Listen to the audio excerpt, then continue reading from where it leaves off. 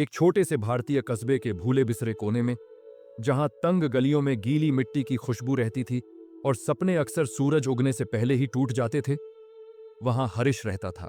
वह एक मध्यम उम्र का आदमी था, जिसके छोटे काले बाल थे, जिनकी कनपटियों पर सफेदी झलक रही थी, और उसका चेहरा शांत व दयालु था, जो सालों की कठिनाइयों से बना हुआ था।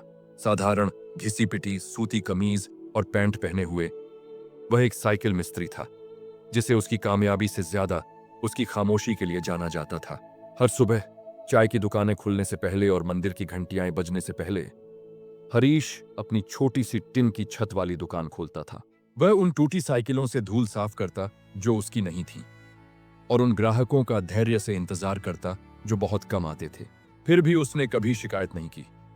जिंदगी ने उसे जल्दी ही सिखा दिया था कि शिकायत करने से खाली पेट नहीं भरता। कई साल पहले हरीश एक होशियार और उम्मीदों से भरा छात्र था, जो इंजीनियर बनने का सपना देखता था। लेकिन जब उसके पिता बीमार पड़ गए और कर्ज बढ़ने लगा, तो घर चलाने के लिए उसने कॉलेज छोड़ दिया। उसने खुद से वादा किया था कि यह बस कुछ समय के लिए है, लेकिन यह वादा धीरे धीरे उसकी शांत जिंदगी की दिनचर्या में कहीं खो गया। बरसात के मौसम की एक शाम, जब उसकी छत से पानी टपक रहा था और उसकी दुकान खाली पड़ी थी, हरीश ने देखा कि बाहर एक छोटा लड़का बैठा था। करीब 10 साल का वह लड़का बड़ी बड़ी भावुक भूरी आंखों से टूटी हुई साइकिल को बेबस होकर देख रहा था। उसने अपना नाम अमन बताया और कहा कि उसके पिता नाइट गार्ड हैं, और यह साइकिल ही उसके लिए समय पर स्कूल पहुंचने का एकमात्र साधन है। बिना एक पल सोचे हरीश ने अपने थके हुए हाथों और दयालु आंखों के साथ वह साइकिल मुफ्त में ठीक कर दी। जब अमन के चेहरे पर उजली उम्मीद से भरी मुस्कान फैल गई, तो हरीश के भीतर कहीं दबा हुआ कुछ फिर से जाग उठा। अगले दिन अमन फिर आया, पैसे लेकर नहीं, बल्कि मोहल्ले के 3 और बच्चों के साथ। सबके हाथ में टूटी हुई साइकिलें थीं और चेहरे पर शर्मीली मुस्कान। हरीश उस रात देर तक काम करता रहा। उसका दुबला शरीर थक चुका था, लेकिन उसका मन फिर भी जीवित और खुश था, और उसने फिर से पैसे लेने से इनकार कर दिया। कुछ ही हफ्तों में बच्चे सिर्फ साइकिल ठीक कराने नहीं, बल्कि बैठकर बातें करने भी आने लगे। अमन और दूसरे बच्चे स्कूल की बातें, अपने डर और अपने सपनों के किस्से साझा करते थे। हरीश, जो कई सालों बाद इतना हंस रहा था, खुद को बच्चों को साइकिल के पुर्जों की मदद से आसान गणित सिखाते और विज्ञान समझाते हुए पाया। उसकी शांत आवाज छोटी सी दुकान में गूंज रही थी। एक दोपहर एक स्थानीय स्कूल शिक्षिका ने देखा कि उसके छात्र पहले से ज्यादा जल्दी पहुंच रहे थे, नई जिज्ञासा से भरे हुए।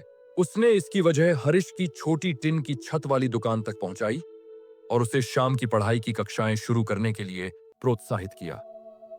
हरीश हिचकिचाया, क्योंकि उसे अपना अधूरा अतीत परेशान कर रहा था। जब लोग उससे ऐसा कहते थे, तुम जैसे लोग दूसरों की साइकिल के पहिए ठीक करने के लिए पैदा होते हैं, उनका भविष्य बनाने के लिए नहीं, वे शब्द उसके दिल में चुभ गए। लेकिन हरीश को तोड़ने के बजाय उन्होंने उसके अंदर एक मजबूत जज्बा जगा दिया।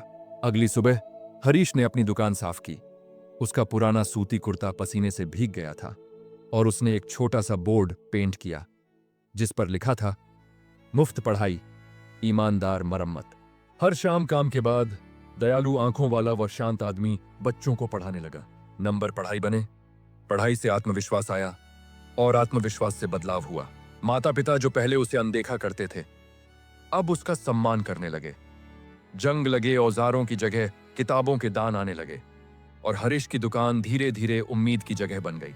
कुछ महीनों बाद एक स्थानीय एनजीओ ने उस इलाके का दौरा किया और हरीश को औपचारिक रूप से एक लर्निंग सेंटर चलाने का मौका दिया। उसी जगह खड़े होकर जहां वह कभी खुद को अनदेखा महसूस करता था, उस अधेड़ उम्र के आदमी ने पहली बार लोगों की भीड़ के सामने बोला। उसकी आवाज कांप रही थी, लेकिन उसकी आंखें स्थिर थीं।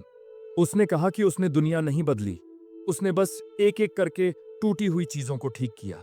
जैसे ही कभी अनिश्चित नजर वाला वह छोटा लड़का अमन स्कूल की ट्रॉफी पकड़े सामने की पंक्ति में खड़ा था, हरीश को एहसास हुआ कि जिंदगी ने उससे उसका सपना छीना नहीं था, बस उसे नया रूप दे दिया था।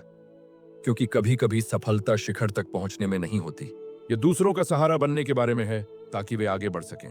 और असली मरम्मत मशीनों या हालात की नहीं होती, बल्कि विश्वास की होती है कि सबसे अनदेखी जिंदगियां भी किसी और के भविष्य की नींव बन सकती हैं। धन्यवाद देखने के लिए। अगर यह कहानी आपको छू गई हो तो कृपया लाइक करें, शेयर करें और ऐसी ही प्रेरणादायक कहानियों के लिए सब्सक्राइब करें।